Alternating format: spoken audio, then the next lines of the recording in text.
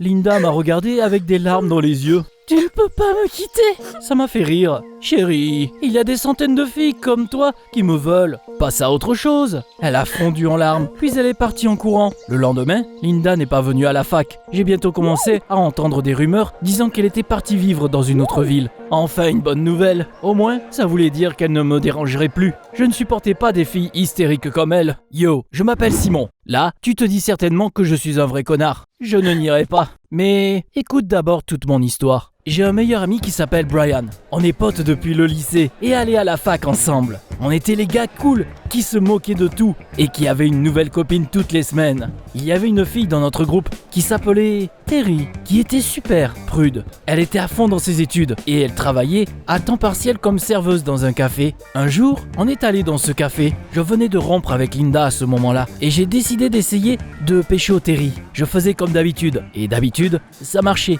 Mais là, ça n'avait aucun effet sur elle. Terry m'a complètement ignoré. Ne perds pas ton temps, j'ai essayé aussi. C'est inutile. Je l'ai pris comme un défi et j'ai parié avec Brian que je réussirais à sortir avec Terry. Le lendemain, je me suis mis au travail. Ma famille était riche, donc l'argent n'a jamais été un problème. J'ai commandé un magnifique bouquet et je l'ai fait livrer à Terry pendant qu'elle était à l'université. J'avais fait attacher des bijoux chers aux fleurs. Les filles aimaient bien ce genre de geste habituellement, mais Terry m'a surpris. Quand elle a appris que c'était moi qui avais fait livrer ça, elle a demandé au livreur de les reprendre. Je voulais la retrouver après son taf au café pour lui proposer de la conduire chez elle, mais elle refusait. Ça m'a vraiment énervé. D'habitude, les filles se jetaient sur moi. Du coup, Brian se foutait de moi. Je te l'avais dit. Le pire, c'est qu'il a créé une discussion et y a ajouté tous nos potes. Maintenant, presque tout le monde à la fac attendait de voir qui allait gagner. Et ils faisaient tous des paris sur nous. Un jour, on s'est retrouvés à la même table en cours de chimie avec Terry. Je faisais des blagues et je flirtais, mais elle, comme d'habitude, ne réagissait pas. Elle m'a dit de me reprendre en main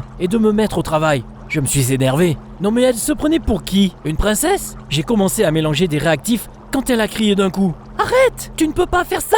Tu sais, je ne mettais pas beaucoup d'efforts dans mes études. Mes parents avaient beaucoup d'argent, alors pourquoi je perdrais du temps avec ça? Grossière erreur. J'avais mélangé les mauvais réactifs et il y a eu une explosion. La solution a éclaboussé sur mon visage et dans mes yeux. Ça faisait horriblement mal. Après ça, tout était un peu flou. La douleur est devenue tellement insupportable que je me suis évanoui.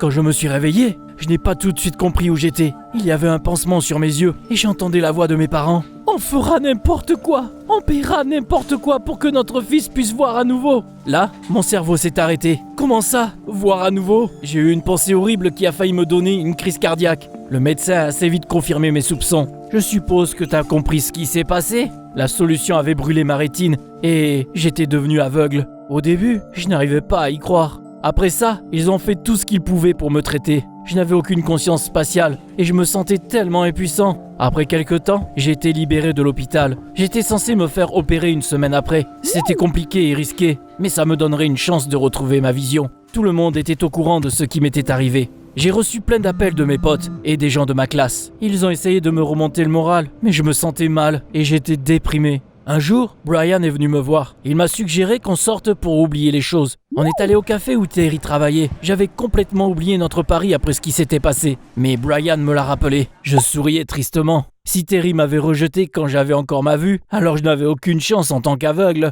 Mais en fait, j'avais tort. Une fois de plus. On s'est assis à une table quand elle est venue vers nous. Terry m'a demandé comment je me sentais et je sentais de la sympathie dans sa voix. C'était la première fois qu'elle me parlait vraiment. Je lui ai dit que j'étais censé me faire opérer dans une semaine et que j'avais genre une chance sur 2. Après que Terry soit parti s'occuper d'une autre table, j'ai demandé à Brian de partir. Puis, j'ai appelé Terry et lui ai demandé de me lire le menu. J'ai commandé à manger et lui ai proposé de s'asseoir à côté de moi. Imagine ça, elle était d'accord. Terry était étonnamment gentille et ça m'a donné de l'espoir. J'ai passé toute la journée au café. Quand Terry m'a dit qu'il fermait, j'ai eu une autre idée. Brian était censé revenir pour me raccompagner, mais il a dû oublier. Comment est-ce que je vais pouvoir rentrer maintenant? Terry a réfléchi pendant une seconde, puis elle a proposé de me ramener chez moi. C'était exactement ce que je voulais. Sur le chemin, j'ai essayé de l'impressionner et je lui ai raconté plein d'absurdités. Brian m'a rappelé dans la soirée. Apparemment, il avait réussi à prendre une photo de nous dans le café et il a envoyé ces photos à notre chat de groupe.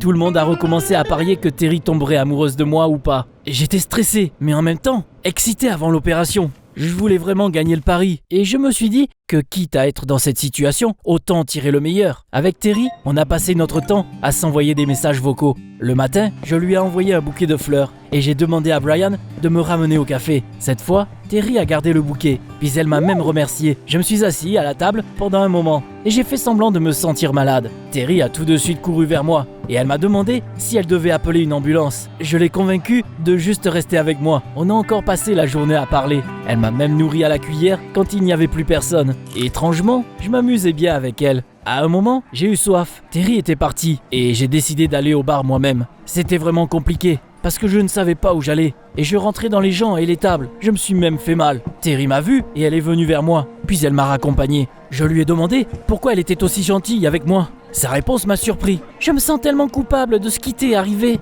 Je ne t'ai pas prévenu assez rapidement de ne pas faire ce mélange. Quoi ? C'était pas de sa faute si j'étais nul en chimie. Mais je ne lui ai pas dit ça, évidemment. Le jour de l'opération est arrivé plus tôt que prévu. J'étais tellement stressé en vrai, terrifié même. Quand je me suis réveillé, il y avait un pansement sur mes yeux. J'avais un sentiment de déjà-vu. Ça n'avait pas marché, je resterai donc aveugle pour toujours ? Mais là, quelqu'un est arrivé dans la pièce, mon médecin apparemment. Il m'a dit qu'il avait réussi l'opération. Je n'arrivais pas à y croire, jusqu'à ce qu'il enlève le bandage. J'avais récupéré ma vue. Terry m'a appelé ce jour-là. Au début, je voulais lui dire la vérité, mais j'ai vite changé d'avis. J'ai menti et dit que l'opération ne s'était pas bien passée et que je pouvais retrouver la vue, mais que ça prendrait du temps. J'ai dit la même chose à tout le monde à la fac. Le doyen voulait m'expulser et m'a suggéré de chercher une institution spécialisée. J'ai dit que je voulais au moins continuer à écouter les cours. Mes parents étaient parrains de la fac, donc le doyen a accepté le compromis. Après ça, la vie était géniale. Il n'y avait que mes parents et Brian qui étaient au courant de la vérité.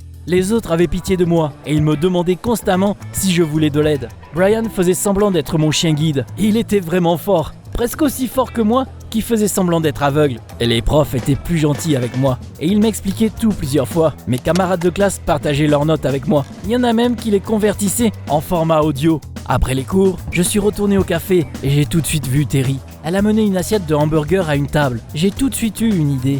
J'avais l'habitude de rentrer dans tout sans faire exprès. Mais cette fois, j'ai décidé de le faire exprès. J'ai croisé Terry et j'ai saisi ma chance pour lui faire un câlin. Mais elle m'a repoussé d'un coup. « Ne me touche pas !» Elle m'a surpris. Pourquoi elle réagissait comme ça ? J'ai attendu la fin de son taf et j'ai demandé ce que j'avais fait de mal. Terry a baissé les yeux avant de soupirer et de me raconter quelque chose. « Quand j'étais petite, mon père a trompé ma mère. Il nous a quittés. Je ne fais plus confiance aux gars depuis ce moment-là et j'essaie de rester loin d'eux. Peut-être que c'est con, hein, mais je ne crois jamais qu'ils soient sincères. » Je lui ai assuré que je n'étais pas du tout comme ça. Je devais vraiment avoir l'air convaincant parce que Terry a accepté de sortir avec moi. On a fait le tour de la ville et j'ai continué à faire semblant d'être aveugle. Je lui ai demandé de ne pas lâcher ma main et de me dire ce qui se passait autour de nous. Quand Terry s'est tourné, j'ai pris quelques photos et je les ai envoyées au chat de groupe.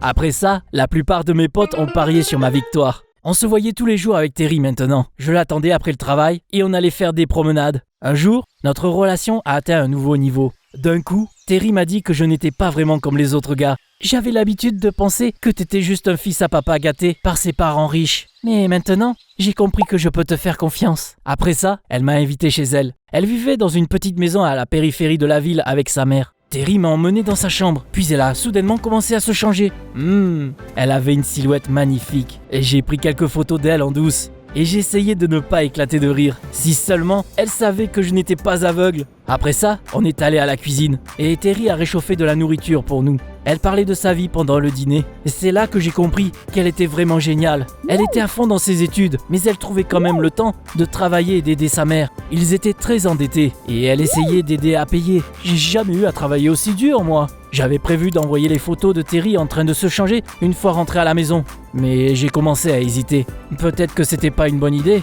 J'hésitais, mais au final, je les ai envoyés. Après ça, quasi plus personne ne doutait de mon succès. À un moment donné, j'ai remarqué qu'il y avait un nouveau membre dans le groupe, sans image de profil. Je n'y ai pas trop réfléchi et j'ai fermé le chat. Le lendemain, Brian a suggéré d'aller au stade pour jouer au foot. On traînait souvent là-bas. Je lui ai rappelé mon problème. Et Brian m'a dit que je pouvais venir pour regarder. Je ne voulais pas rester là tout seul, donc j'ai invité Terry. On était assis dans les tribunes et elle commentait le jeu pour moi. C'était drôle, vu que je voyais bien, même sans son aide, je voulais aller sur le terrain et émerveiller tout le monde. Mais je devais rester là. C'est là que le ballon a volé dans notre direction. Le ballon volait droit sur Terry, mais elle ne l'avait pas vu. Attention! J'ai attrapé le ballon devant son visage. Terry m'a remercié, perdu. Puis elle a froncé les sourcils. Comment t'as vu le ballon? Mais je suis tellement con! Je n'ai pas trouvé d'excuse et je n'ai rien dit. Évidemment, Terry a tout compris. Et elle s'est levée d'un coup, les larmes aux yeux. Je te faisais confiance, alors que toi, tu te moquais juste de moi. J'ai essayé de la convaincre que c'était pas vrai. Tu ne m'as remarqué qu'une fois que je suis devenu aveugle.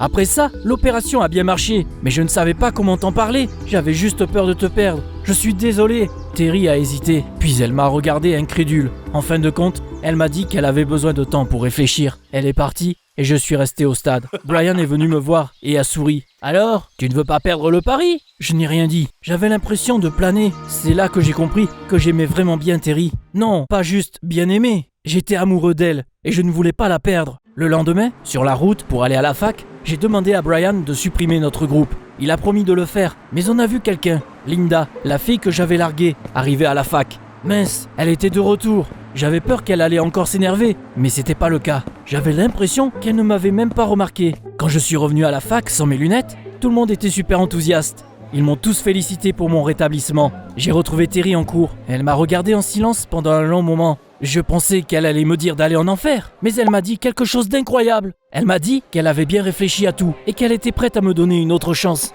Tu ne peux pas imaginer à quel point j'étais heureux. J'ai promis de ne plus jamais lui mentir. Je me suis souvenu de l'histoire de son père et j'ai compris à quel point c'était important pour elle. On s'est embrassés, on s'est assis côte à côte en cours et pendant la pause, on est allés ensemble à la cantine. Je ne me suis jamais senti aussi heureux quand je sortais avec d'autres filles. Elle était vraiment spéciale. Je pensais que tout irait bien, mais j'avais encore tort. À la cantine, Linda est venue vers nous. Terry, tu ne devrais pas lui parler. Il a juste parié sur toi. Elle a donné son téléphone à Terry et j'ai vu le groupe. Non, Brian n'avait pas eu le temps de le supprimer. Dans le dernier message, il me félicitait d'avoir gagné le pari. Terry a lu les messages dans le chat, a regardé les photos, puis elle est devenue toute pâle. Je voulais tout expliquer, mais elle ne voulait pas m'écouter. J'avais les larmes qui coulaient sur mon visage. J'avais raison après tout, on ne peut pas faire confiance aux gars. Elle s'est retournée et est partie en courant. Je voulais la suivre, mais Linda m'a arrêté. Elle souriait triomphalement. Apparemment, elle avait découvert le pari et elle avait décidé de se venger. C'était elle la personne anonyme qui avait rejoint le chat de groupe. J'en peux plus. Et je savais bien que j'étais le seul à blâmer. Je me sentais mal. Tu sais, si quelqu'un te fait du mal, tu peux t'en remettre. Mais si c'était toi qui avais fait mal à quelqu'un, j'ai compris que j'avais maltraité Terry et j'ai décidé de tout arranger. Ce soir-là, j'ai demandé de l'argent à mes parents. Le montant que je leur ai demandé les a surpris, mais ils ont quand même accepté. J'ai payé toutes les dettes de la mère de Terry et je lui ai envoyé la preuve. J'ai acheté un tas de cadeaux et je suis venu chez elle, mais elle ne voulait pas me laisser entrer. Je lui ai envoyé un message pour dire à quel point j'étais désolé 1 million de fois. Je lui ai même écrit sur l'asphalte, comme si on était encore à l'école primaire. Mais Terry ne voulait pas me voir. Tous les jours, je l'attends après son travail, mais elle part en taxi. Brian a vu à quel point j'étais triste et il a essayé de lui parler aussi. Mais c'était inutile. Je suis désespéré et je ne sais pas quoi faire. T'as des idées? Comment est-ce que je peux me faire pardonner?